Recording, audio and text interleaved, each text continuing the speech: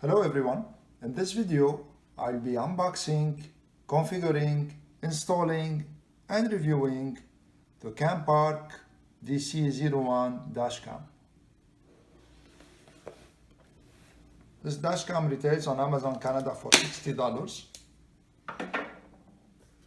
and sometimes there's an offer with a coupon of $10, and this is how I got it.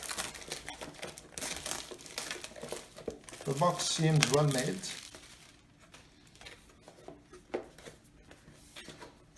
It's a 170 degrees wide angle lens, 180p Full HD video, G-sensor lock and loop recording.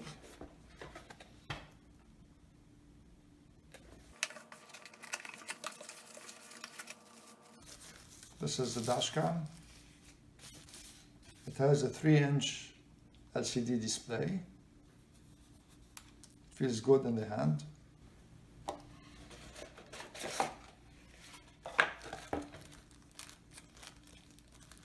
These are some cable guides.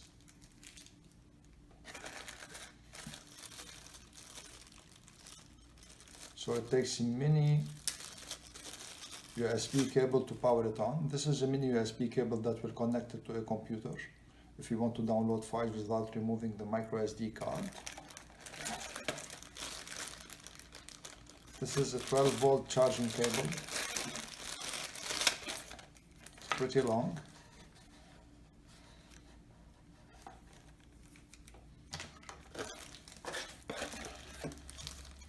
And it comes with suction mount. It is short, so it's better like this. And apparently it turns, so when you install it, you can turn it to any angle so that you shoot, for instance, someone's talking to you or something on the side of the car. It also comes with a permanent mount. It's colorless. It's a nice mounting. Permanent mount. Goes like this.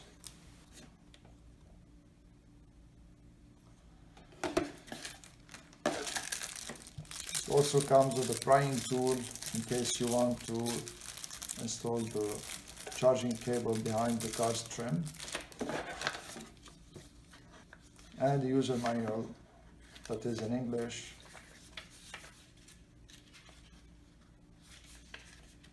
And apparently it's only in English.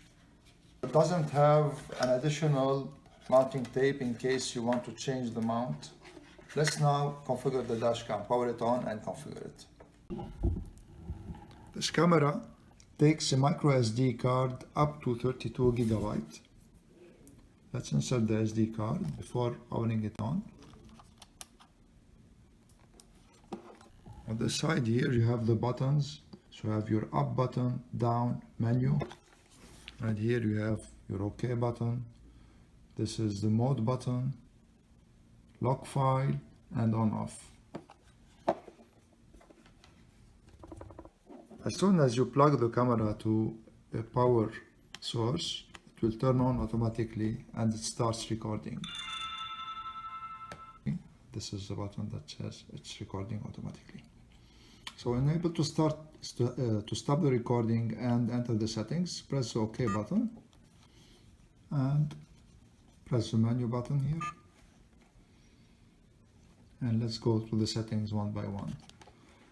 The resolution, I'm gonna leave it at 180 Full HD.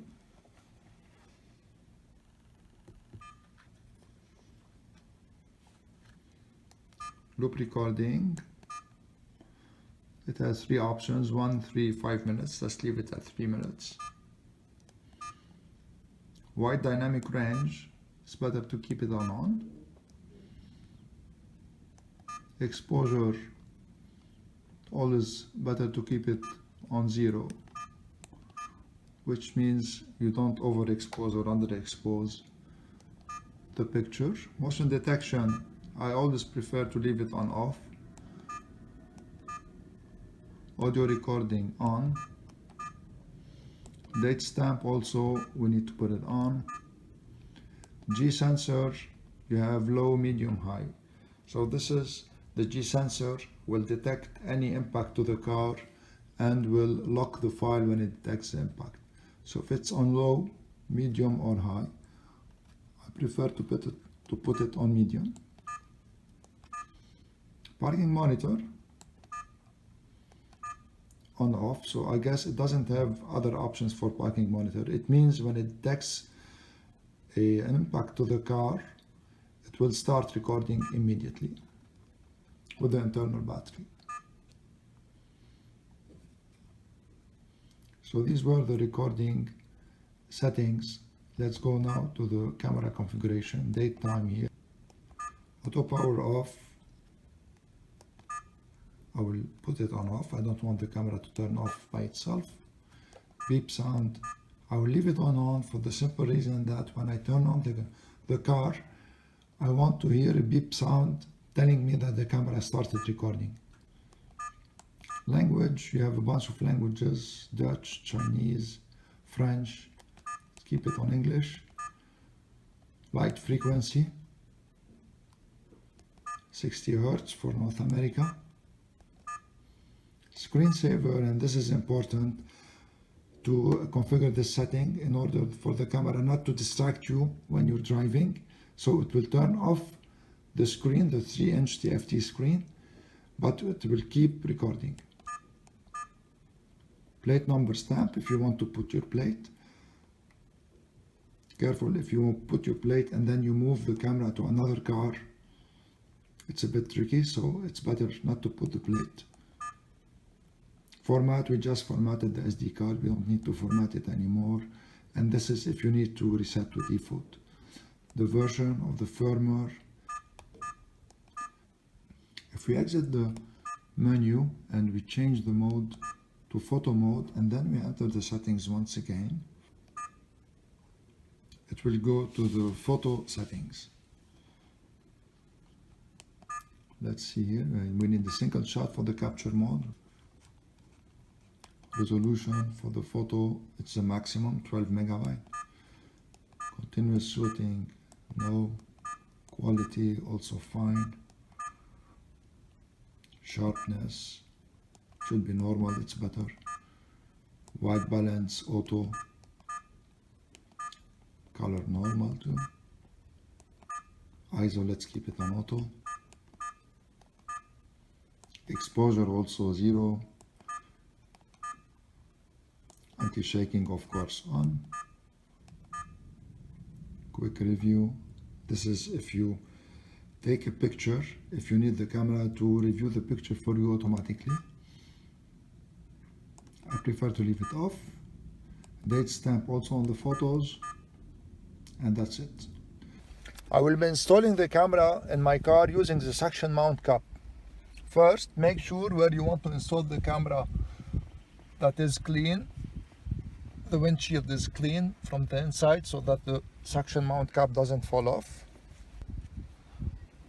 Then choose a location, central location to install the suction mount cap, and turns like this and it sticks.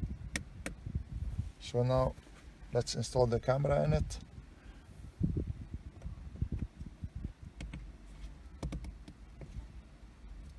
And I'm tightening it here so that it doesn't change. So as you see, the camera can be turned to the side if you want to film to the sides, and even it can be turned to the inside of the camera of the car. To install the cable, you can run it through the headliner from here. It will tuck in easily, and then behind the A-pillar, make sure it goes always behind the A-pillar here, so it doesn't interfere with the airbag operation. In case of an airbag deployment, the cable will stay behind. And then over the dashboard, you can hide it behind the weather trim, and under the dashboard here you can hide it, and all the way to the 12-volt outlet of the car. This is the picture quality during the day. It's a good picture quality. The edges of the picture are a little bit distorted because the camera is wide angle. It's 170 degrees wide angle. License plates of cars not directly in front of you are not readable. But when the cars are in front of you, they are perfectly readable. Here I will be testing the microphone quality. 25 degrees Celsius in Montreal, and the weather is really great. The picture, as I said, is good, but it tends to be warmer than normal. It's a little bit reddish.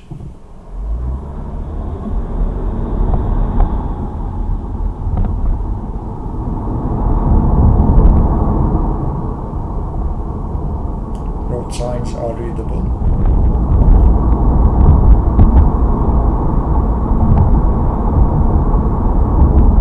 In general, the camera is good.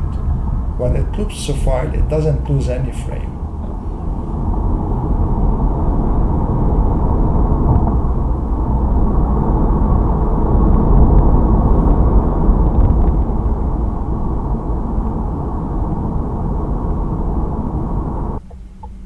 During the night, the picture quality is not so good. It's a little bit grainy and dark. Even though in the angle right in front of you, the picture looks good. Here I'm on the highway. There is a little bit of glare from the lights, which is normal. The road signs are red, but forget about the license plates.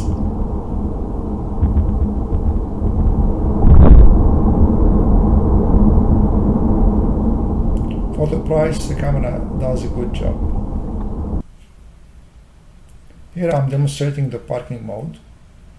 I tap the camera to simulate an impact, and the camera starts recording 8 seconds after detecting the impact.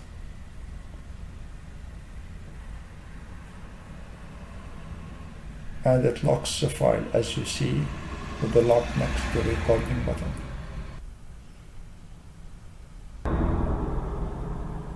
This is the same scene from the cam footage.